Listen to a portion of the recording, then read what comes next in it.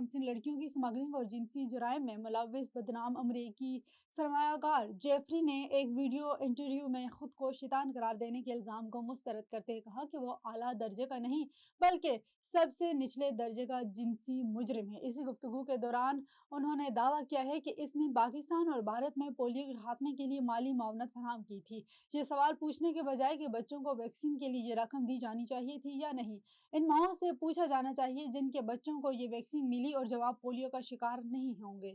برطانوی وزیر خارجہ شبانہ محمود نے برطانیہ اور پاکستان کے تعلقات کو انتہائی مضبوط اور مثبت قرار دیتے ہوئے کہا کہ پاکستان اور برطانیہ دونوں کی حکومتیں مسلسل رابطے میں رہتی ہیں۔ شبانہ محمود نے برطانوی امیگریشن سسٹم میں موجود اسکیم ڈور کے کرنے کو اولین ترجیح قرار دیا اور کہا کہ قانونی اور غیر قانونی امیگرینٹس دونوں ہی امیگریشن سسٹم کا استحصال کرتے چلے آ رہے ہیں۔ چین کا مالیاتی حمایت کے فروغ کے سلسلہ وار اقدامات کا اعلان۔ ایسی صنعتوں کی حمایت پر زور مرکوز کیے جائیں گے جو لوگوں کی فلاح و بہبود سے گہرا تعلق رکھتی ہیں، جن میں رہائش اور کھانے پینے، ثقافتی سیاحت، کھیل، تفریح، بزرگوں اور بچوں کی دیکھ بھال اور دیگر گھریلو خدمات شامل ہیں۔ تفصیلات جانتے ہیں بیجنگ سے شاہد افراز خان کی اس رپورٹ میں۔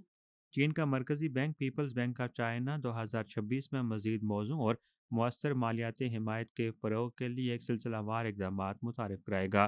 بینک سروس کنزمپشن اور بزرگوں کی دیکھ بھال کے لیے اپنی ری لینڈنگ سہولت کے دائرہ کار کو مزید وسیع کرے گا اور صحت کے شعبے کو مناسب وقت پر پروگرام کے تعاون یافتہ شعبے میں شامل کرے گا۔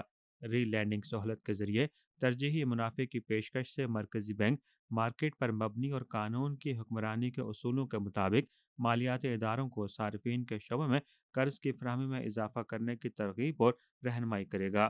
حکام کے مطابق مالیاتی اداروں کو صارفین کے منظرناموں کے مطابق اختراعی مصنوعات اور خدمات تیار کرنے کی رہنمائی جاری رکھی جائے گی۔ اس میں ان صنعتوں کی حمایت پر توجہ مرکوز کی جائے گی جو لوگوں کی فلاح و بہبود سے گہرا تعلق رکھتی ہیں، جیسے کہ رہائش اور کھانے پینے، ثقافتی سیاحت، کھیل، تفریح، بزرگوں اور بچوں کی دیکھ بھال اور گھریلو خدمات۔ 2026 میں پیپلز بینک آف چائنا ایک موزوں حد تک معاون مالیاتی پالیسی پر عمل درآمد جاری رکھے گا۔ پہلے سے موجود اور نئی پالیسیوں کے مشترکہ اثرات کو بروئے کار لاتے ہوئے 15ویں 5 سالہ منصوبے کے مضبوط آغاز کی مؤثر طریقے سے حمایت کرے گا۔